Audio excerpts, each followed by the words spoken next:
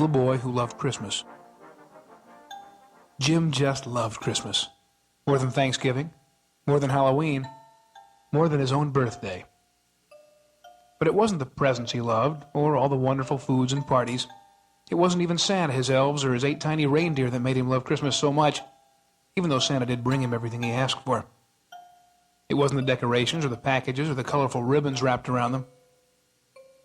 He just loved Christmas because there was something special in the air.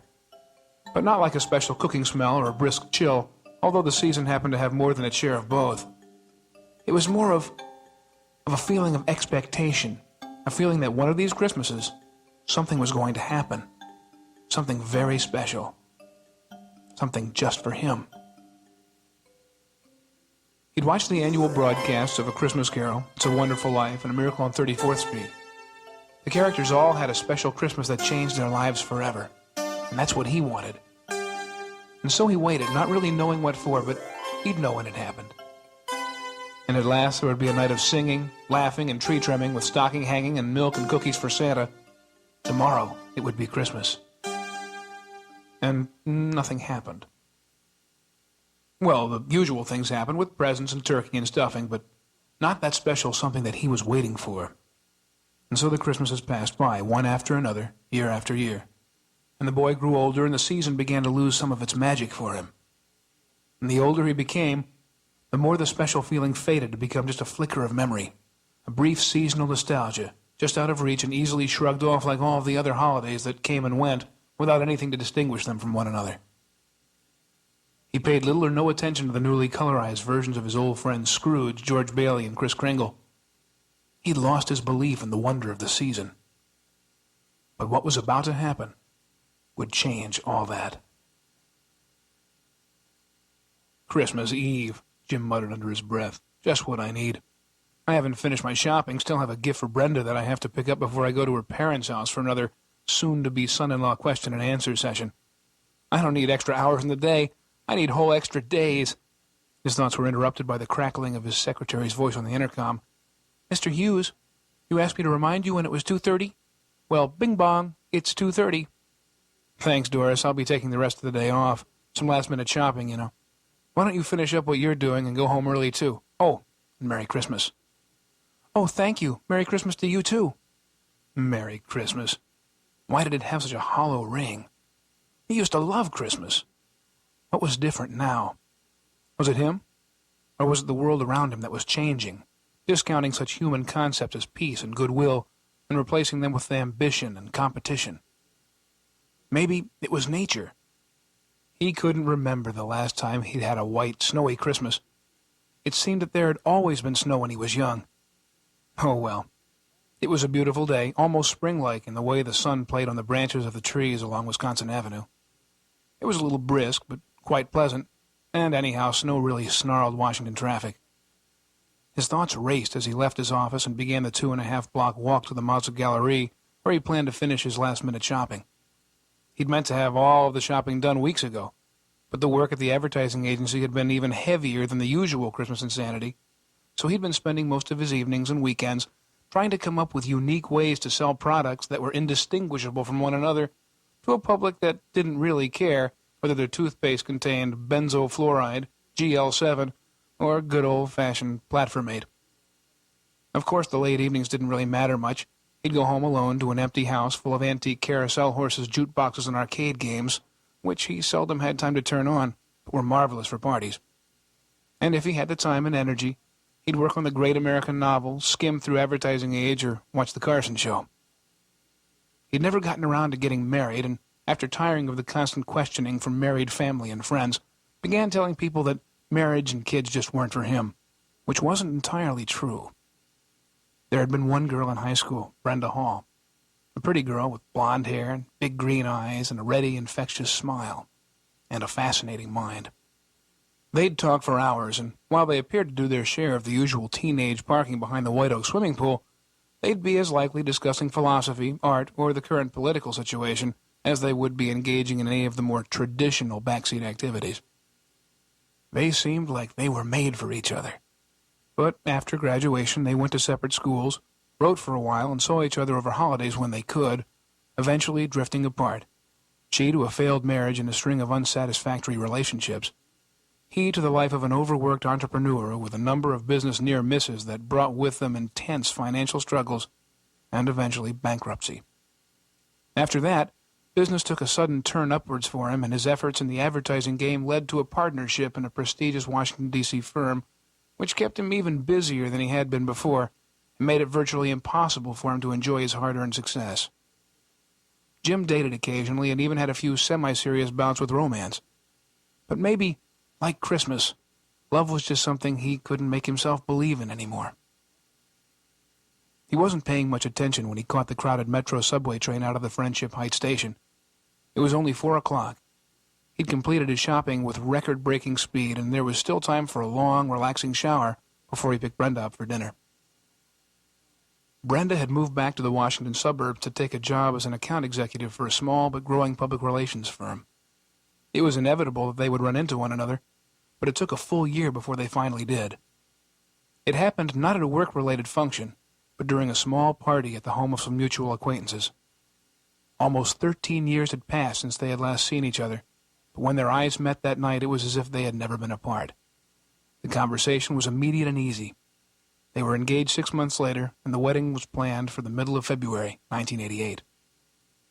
That was just 2 months off now, and Brenda was beginning to have some second thoughts about a second marriage, and Jim seemed a little reluctant to give up the life he was accustomed to. But it wasn't their forthcoming marriage that really bothered them. It was the changes they saw in each other that made this marriage, like so many others, seem doomed before it started.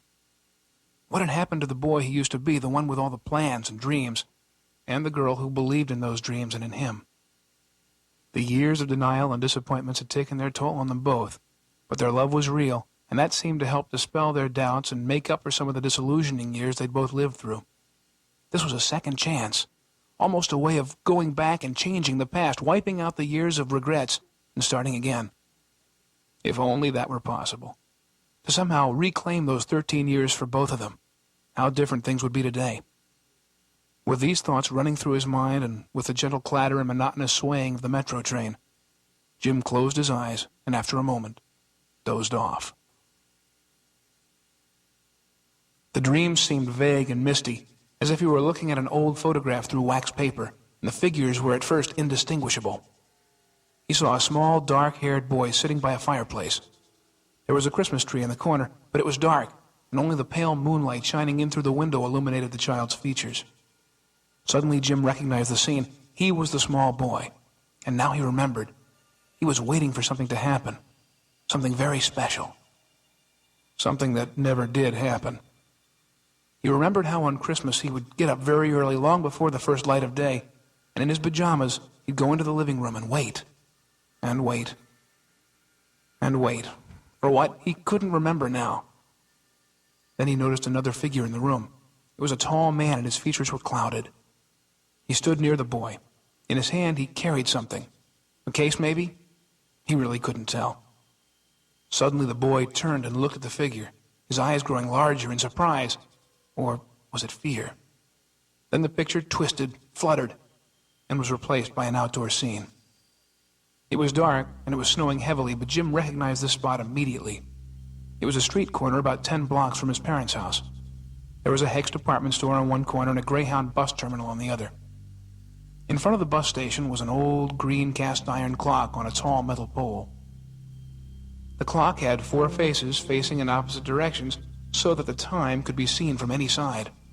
There was snow covering the top of the clock, but the face was still clearly visible. He seemed to be moving toward the clock, and its face grew larger as he came nearer. But there was something unsettling about this clock. What was it? He couldn't quite grasp what it was that seemed so wrong. Then it hit him. The hands of the clock were turning backward. And it seemed that the nearer he came, the faster the hands moved until they were just a gray blur against the clock's white face. Then, quite suddenly, the clock stopped. The time read 5:30. He jumped with surprise as he felt a tug on his coat. He looked down to see a small child.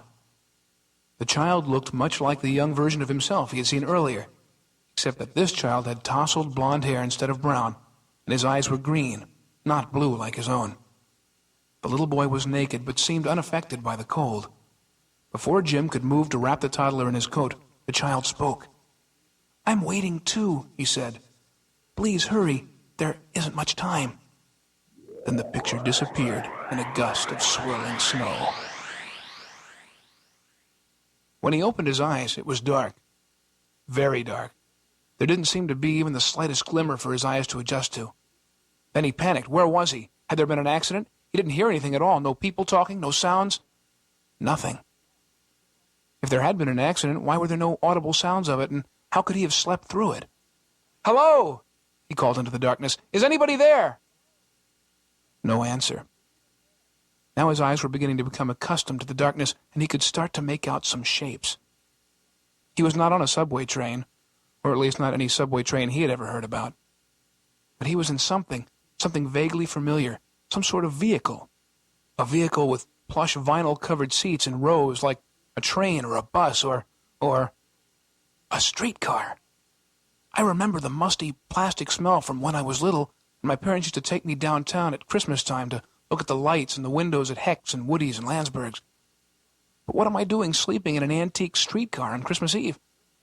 Did my train make a wrong stop at the Smithsonian or something? It was then that he remembered the pocket flashlight he'd received from his brother in California the previous Christmas. I knew it would come in handy eventually. He fumbled in his pockets and then withdrew the light and switched on the tiny but powerful halogen beam. What he saw made him start.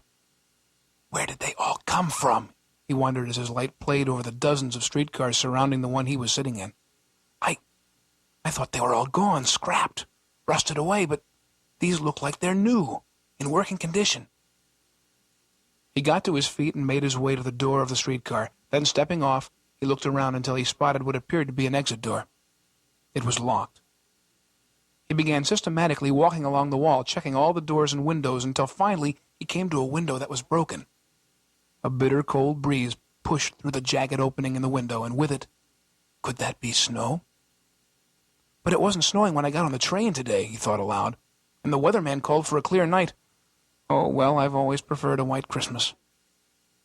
Protecting his hand with his coat, he broke out more of the glass until there was an opening large enough for him to squeeze through. The drop to the ground was a little more than 10 feet, but the blanket of snow cushioned his landing, and he rolled a little way and then pulled himself up. Look at all this snow. There must be a foot or more. How long was I? He looked at his watch. 5:30. This much snow couldn't have fallen in so short a time. He trudged through the snow and made his way around the building. He could hear traffic noises now, and there were cars and lights on the road in front of the building. It looked like a classic 1950s car meet. I'm still asleep, he thought, but all his senses told him that he was wide awake and getting colder by the minute. I really didn't dress for this weather. I'd better make for a store or a diner. He saw the lights of a nearby drugstore still open on Christmas Eve and made his way toward it through the bitter wind and snow. It was a full-service drugstore, complete with a soda fountain and sandwich counter. That's where he saw the newspaper. It was a copy of the old Evening Star that had gone out of business in 1981, but it was the date that he noticed first. December 24, 1959. 1959? That's impossible! But deep inside he knew it was true. It all added up, the streetcars, the traffic, the snow, everything around him told him that he was awake. And it was 1959. He didn't know how he'd gotten there, but that wasn't the important thing right now. Why he was here seemed to be the more important question, and what to do next, the immediate decision. First, he wasn't going to make the same mistake he saw in all the movies he'd ever watched and try to tell anyone he was from the future. After all, they'd just think he was crazy. And unless this was a dream, maybe they'd be right.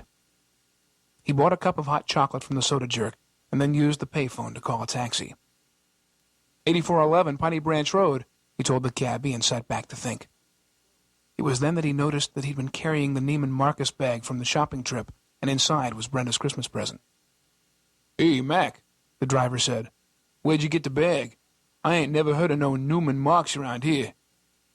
Of course not. It wouldn't be built in Washington for another 20 years. Oh, just something I picked up in New York. Figures, grunted the cabbie and turned his attention back to the road. When they pulled up to the house, he was flooded with memories. The 4 flights of steps leading up to the front porch, the 3 levels of stone and brick walls that terraced the yard, making it hard for his dad to cut the grass. "It'll be $1.75, bud," said the cabbie.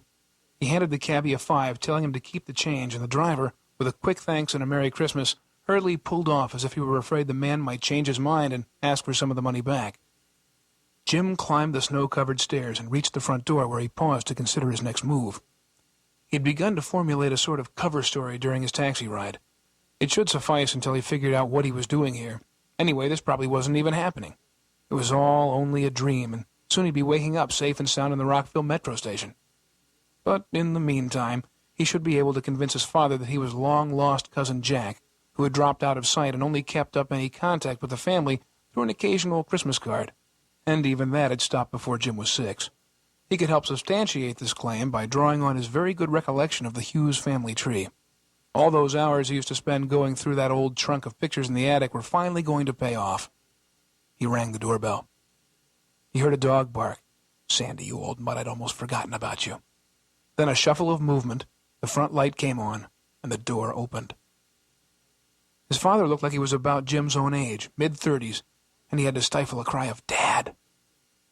"Can I help you?" his father asked, and as he did, he stared as if trying to recognize an old friend whom he hadn't seen in many years. Jim was on. "Frank Hughes. Cousin Frank, I recognize you from your pictures." "Oh, I'm sorry, we've never met.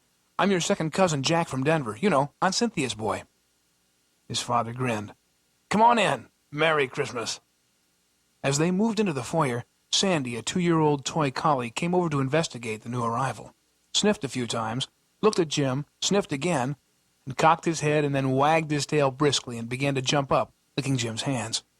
"That's enough, Sandy," Mr. Hughes said, pulling the excited animal away and guiding him into another room.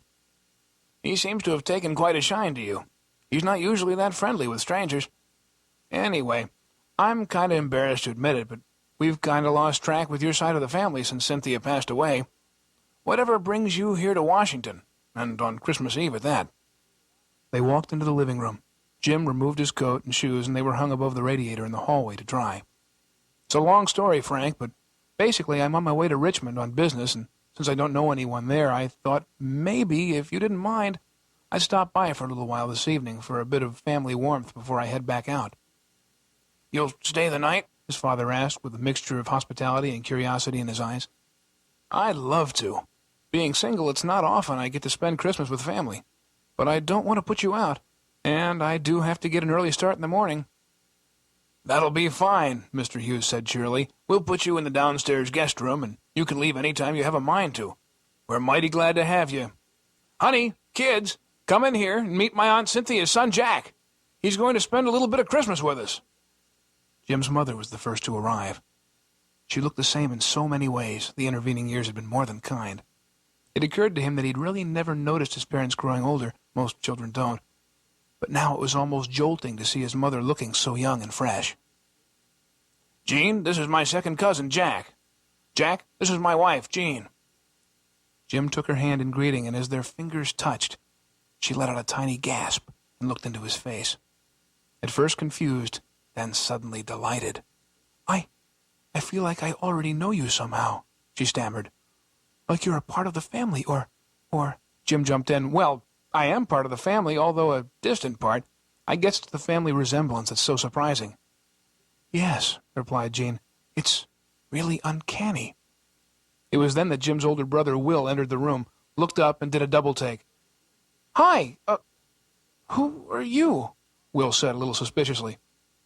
"This is your Uncle Jack from Denver. He's going to be staying with us tonight. If that's okay with you, honey," Frank said, grinning sheepishly at Jean out of the corner of his eye. "Why, of course," Jean said with a laugh. "It'll be wonderful. Jack, you're more than welcome. Now, where can Jimmy be?" "Jimmy? Jimmy, where are you?" "I'm in here watching TV," answered a faint voice coming from the den. "Miracle on 34th Street is on." "Now you come in here right now," Jean began, but Jim interrupted. "That's okay. I'll go in there and meet him. That was one of my favorite movies when I was a kid." "This way?" he asked, motioning to a door standing slightly ajar. "Yes," Jean replied. "That's where you'll find him, his eyes glued to the television set. I just can't seem to get through to that boy that there's more to life than TV." Jim walked to the door and opened it.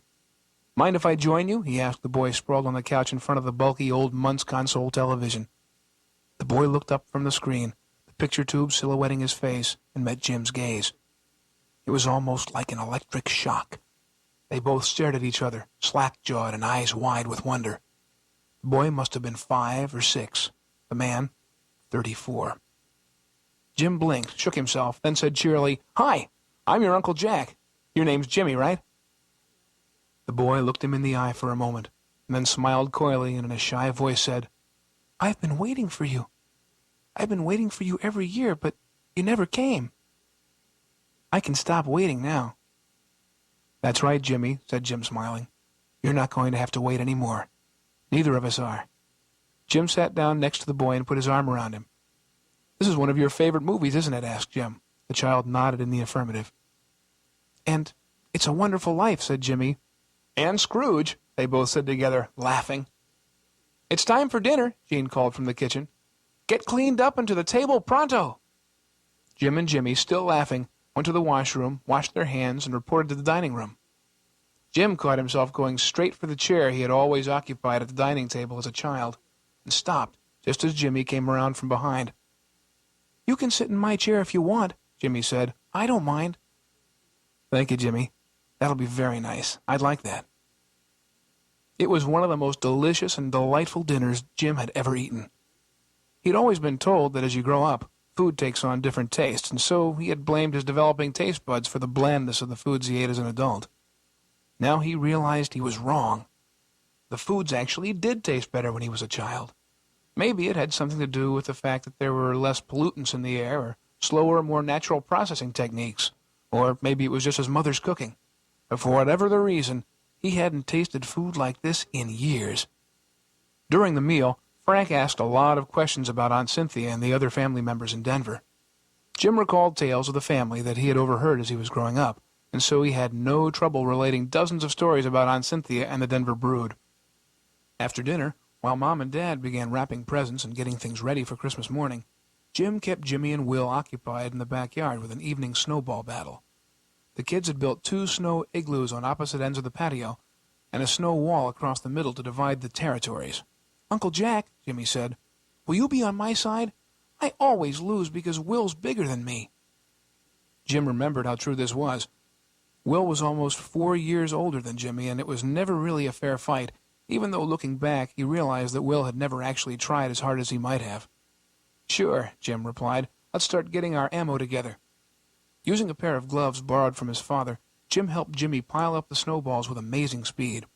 While they were waiting for Will to finish stockpiling his frozen munitions, Jim and Jimmy sat with their backs to the snow wall and talked. "Do you know why I'm here, Jimmy?" Jim asked. "I'm not sure," he answered. "I know you're here for a special reason. It's like I'm supposed to know, but I can't remember.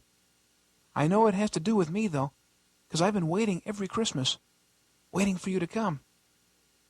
"Jimmy, I have to tell you," his words were cut off as a large flying mass of icy snow knocked his hat from his head. "Let's get this battle going, you guys!"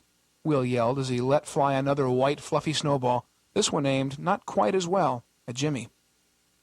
"Let's give him a fight he won't forget, Jimmy." "Okay, Uncle Jack." The war that ensued was as exciting and fun as any the 3 of them would ever remember. Will won by default. With both Jim and Jimmy throwing snowballs, they ran out of ammunition in about half the time Will did and had to surrender to avoid being the victims of a snowball massacre. Hot chocolate was waiting for them when they went in. "Okay, you boys," Jane said. "It's getting late. Go get yourselves ready for bed, and then you can come down and watch television for a while." Reluctantly but obediently, the 2 boys headed for the stairs. Jimmy turned. "You're not going to leave, are you, Uncle Jack? Not yet." "No, I'll be here for a while longer," Jim promised. Jimmy grinned and then turned and ran up the stairs. Frank shook his head. "You know, Jack, you look enough like Jimmy to be his dad, right down to the blue eyes and dimples. I just can't get over it." Jim smiled easily. "Yeah, I noticed that too. There's lots of times when I find myself wishing I had a great kid like Jimmy." Suddenly his mind snapped back to the dream and the second child, the one with the blonde hair and green eyes, and it was suddenly clear. There was no question. He could feel it deep inside himself. That was his and Brenda's child. The child they never had. The child that would never be born unless he could do something to change the past and by doing so alter the present. This, then, was why he'd been sent back. This was what he'd been waiting for all those Christmases so long ago.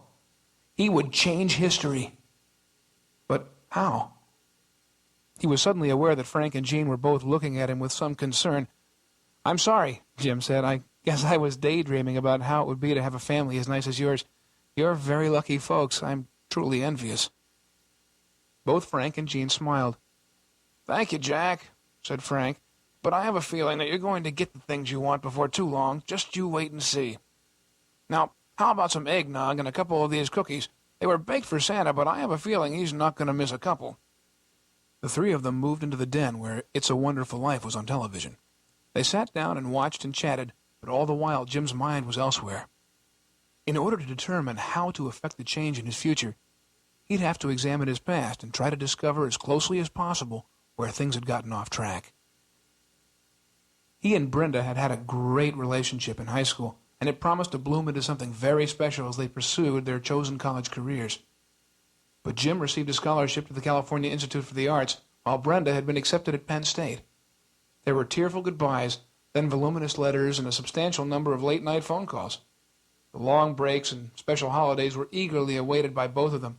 Jim would fly to Washington, and they would spend the holidays together. But long-distance relationships have a way of losing their fire, and as they both became more involved in their college work, the visits, letters, and calls became more infrequent. When Brenda suggested in a letter that they see other people, Jim, crushed but wanting to be fair, reluctantly agreed. After that, he only received occasional holiday cards from Brenda, and so he became even more consumed by his studies. She became engaged to an athlete the following semester, and the two of them were married right after graduation. After that, Jim never admitted how much he still loved her, not even to himself.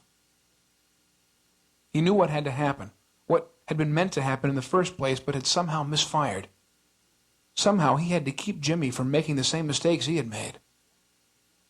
Will and Jimmy burst into the room, washed and pajamaed, ready for a Christmas movie before bedtime. "Oh boy, It's a Wonderful Life is on," Jimmy said, and jumped up onto the couch where Jim was sitting. "Can I sit here?" he asked, already snuggling into the crook of Jim's arm. "Sure," said Jim, giving Jimmy a hug. During the movie there was little conversation, and Jim had time to weigh a few ideas in his head, but none of them were foolproof. He could try to explain everything to Jimmy, but a child is liable to forget. Or maybe he could try to enlist his parents' help, but they would more than likely think he was crazy. He would if someone tried to tell him a story like that. He'd still reached no decision by the time the film had ended. "Time for bed," Jean announced. "Now go on up, and I'll be there in a minute to hear your prayers and tuck you in." "Can Uncle Jack come up too?" Jimmy asked. Jean looked at Jim and nodded. "Sure," Jim said, "if you want me to." Jim had said good night to Will and was sitting on the edge of Jimmy's bed. "Uncle Jack," Jimmy asked, "do you believe things like in the movie tonight really happen? I mean, you know, like what happened to George Bailey never having been born so he could find out what the world would be like without him?" Jim answered, "You believe, don't you?"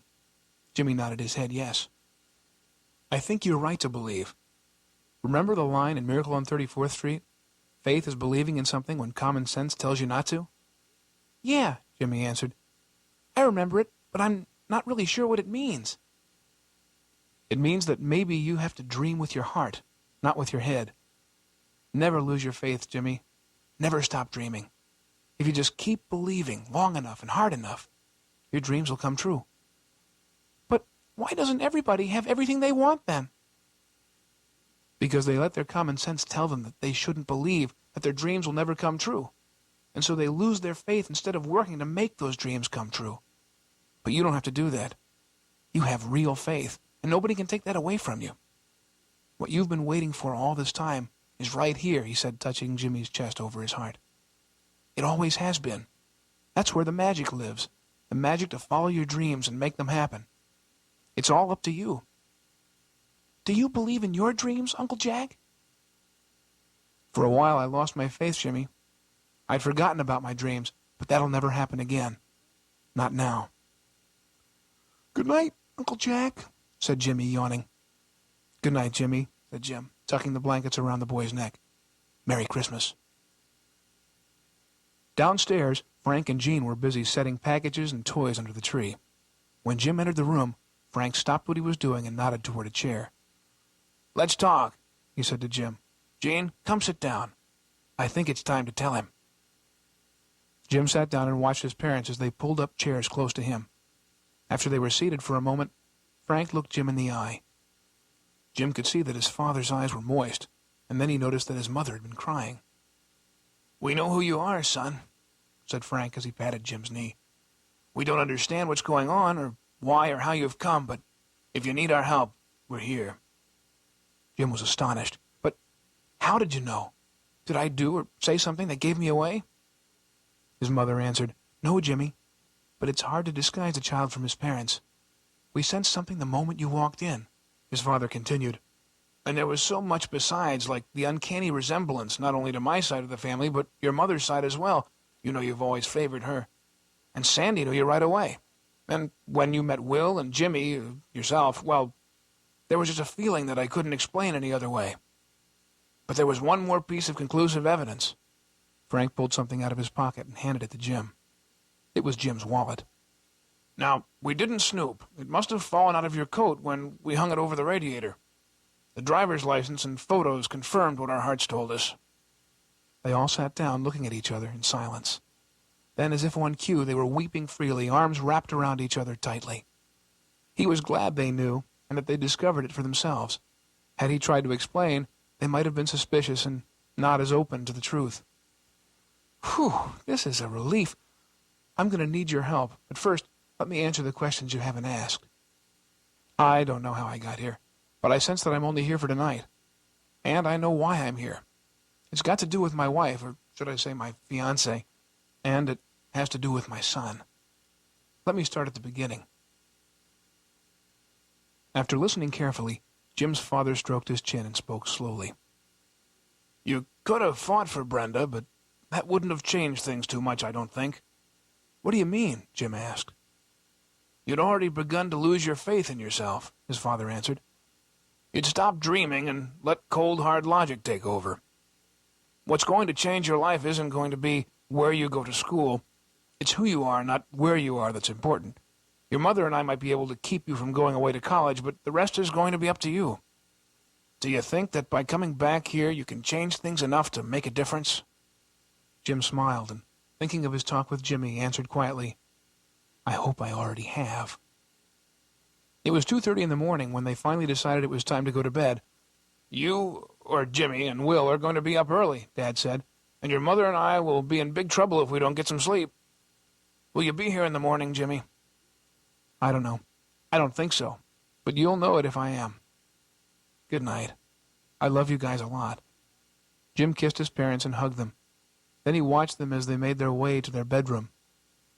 He stood staring after them for a few minutes, then turned and went into the guest room. Jim wasn't tired. He was worried. What if it didn't work? What if, just by his being here, he had changed things too much, and he never even met Brenda? So many things could go wrong. Wait, he told himself. If it had no chance of working, why would I have been sent back at all? It has to work. And repeating that over and over again, Jim fell into a sleep of exhaustion. When he opened his eyes, it was still dark out. Where was he? Then the events of Christmas Eve came streaming back to his mind. But that must have been a dream. He looked around the room and realized that he was in the guest room of the house where he had lived as a child. He bolted upright and switched on the light.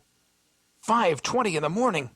He jumped out of bed, dressed quickly, and walked into the hallway to retrieve his coat, hat, and the shopping bag containing Brenda's gift. He didn't know how it would happen, but he felt sure that at 5:30, whether he had been successful or not, he would be going back. He decided to go outside on the porch and wait. On his way to the front door, he passed the living room. He thought he saw a movement out of the corner of his eye. It was Jimmy. He was sitting in the living room, lights out, with only the pale moonlight from the window illuminating his face. Jim had already begun to walk in when he remembered the dream. I was the tall man in the picture whose face I couldn't make out.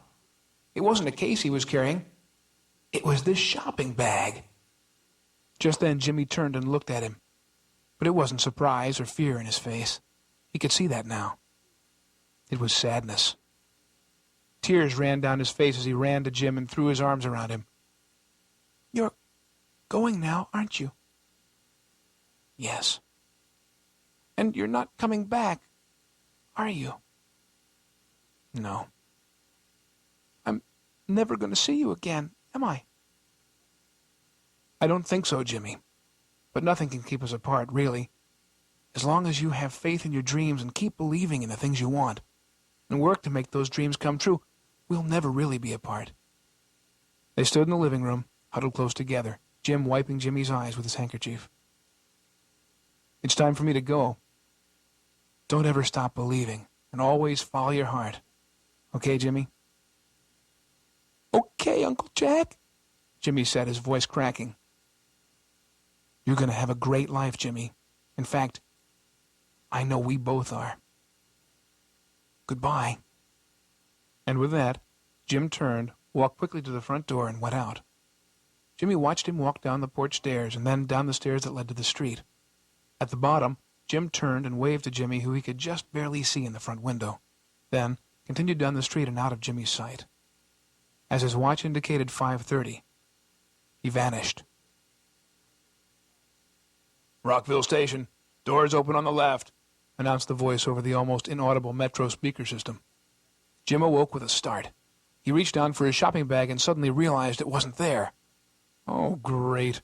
Somebody's stolen Brenda's present. With a helpless look, he quickly got off the train and hurried to his car. He was so agitated at losing the gift that he didn't even remember the strange dream. At least, not yet. As he drove up to the front of his house, he could see the glow and flicker of the Christmas tree in the living room. He was no sooner in the door than he was greeted with a hug and a kiss by Brenda. "Hi, honey," she said. "Hurry in and see your folks. You're late, you know, and they've been waiting for a while. They have something special to tell you, but they won't say anything about it to me yet." He was still wearing his overcoat as he started up the stairs. That's when Jimmy Jr. jumped from his hiding place behind the bubbling Wurlitzer 950 jukebox that was playing Bing Crosby's White Christmas a little too loudly. "Hey, sport!" Jim laughed, lifting his son high in the air as the child giggled uncontrollably. When he caught his breath, little Jimmy asked, "Are you going to watch It's a Wonderful Life with us tonight?" "Don't I always?" Jim asked, and then walked into the den where his parents were waiting. "Well, son," his father asked with a twinkle in his eye, "is this what you always wanted?" "What?" "Was this your dream, the one you always believed in? The one you were waiting for?" "What's going on here? Is what I've always wanted, and it's funny you should mention dreams. I had a lulu of a dream on the subway on the way home. I can't remember all of it, but I don't think I was married." Came Brenda's voice from the kitchen. "But Brenda was involved somehow, and you and Mom were there, but you were real young, and we were still living on Piney Branch Road. The weird thing is, I was older, like I am now, this age, and I was also young, like about 5 or 6. I can't remember much more. I must have been sleeping pretty soundly, though, because somebody stole my Neiman Marcus bag with Brenda's Christmas present in it." "Do you remember your Uncle Jack?" asked his father. "He came to visit one Christmas about 28 years ago." "Of course I remember him. He disappeared. We never heard from him again. I really missed him." Dad pulled out a small envelope and removed the contents. It was an old, yellowed black-and-white photograph, but it was still remarkably clear. "Here's a picture of your Uncle Jack taken by your brother during dinner that Christmas Eve. There, he's sitting in your old place. That's you right beside him." Jim gasped, then started to laugh. "That's me! How did you do this? Trick photography or something?" "Look closer, son," his father urged. "Look at the clothes." Why, they're the ones I'm wearing now." By this time, Brenda had left the kitchen and joined them in the den. "Is this the surprise you said you had for Jim?" she asked, laughing. "Trick pictures?" Mom answered, "They're not trick pictures, Brenda. They're real. We've waited until tonight to tell both of you, because if we had told you before now, it might never have happened." Jim jumped in. "Told us what? What might never have happened?" "Maybe this will help," his father answered, and reached behind the couch to bring out an old, battered shopping bag. "Your Uncle Jack left this behind when he left that night. We've kept it hidden all these years because we knew that this would be the night you'd need it." Closer inspection revealed the faded logo of Neiman Marcus. Jim's eyes grew wide with amazement. "How did you get this, and what happened to it? It looks old," his father laughed. "It should look old. It's 28 years old." Jim reached in and pulled out the wrapped package. It was a little rumpled and covered with dust, but the note was still attached. As he opened it, his eyes bulged and he became pale. "What is it, honey?" Brenda asked. "What does it say?" Silently, he handed the card to his wife, who read it aloud. "For Brenda, my darling fiancée. To the only woman I have ever loved or ever will love, Jim." "Fiancée? What's that supposed to mean? What's going on here?" Instead of answering Brenda's question, Jim's dad turned to Jim. "Oh, I almost forgot. I'm glad you're still wearing your coat. I've always been curious about something. Please, empty your coat pockets." Jim reached in and withdrew 2 leather work gloves. Dad smiled. "I wondered what had happened to them. You remember the snowball battle, don't you? Your Uncle Jack borrowed those gloves from me so he could play with you and your brother. I guess he just automatically put them in his pockets when he was finished with them. I searched high and low for them until it dawned on me where they'd gone. Or should I say, rather, when they'd gone. They look pretty good for 28-year-old gloves, don't you think?" Jim looked dazed. I'm Uncle Jack." "Yes," his father answered. "It was hard for us to believe at first, too. After you left, went back, we searched for rational explanations for what had happened, but we couldn't come up with anything else that fit the evidence. It was you yourself who finally helped it make some sense. You were a real dreamer when you were a kid, still are, by the way. And every time your mother or I would try to help you get your feet back on the ground a little, you'd tell us what your Uncle Jack told you before he left. You've got to think with your heart, not with your head," repeated Jim slowly. He stood for a moment, staring first at his mother, then at his father, and he knew that this was no joke. He had gone back in time and returned. Pieces of his dream were coming back, but only in vague, disjointed fragments. "How did you know when to tell me? Why tonight and not yesterday or this morning or 10 years ago?" Jim's father took the shopping bag and pulled out a small slip of badly yellowed paper. "This was easier to read 28 years ago, but it's your credit card receipt. I wasn't too sure what a credit card receipt was back then, but it had today's date on it and the time. Let's see. 3:49 p.m. But why did I go back? Do you know? Did I tell you?" "It was your love for Brenda that sent you back, I think," his father said in answer.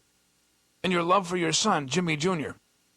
And it was your love for all this," he said, looking at Brenda, then glancing at the door to the living room where little Jimmy was singing Rudolph the Red-Nosed Reindeer with Gene Autry on the jukebox. "It was all this that you desired so much, believed in so deeply that you had to go back in time to make sure it happened." "But why go back in time?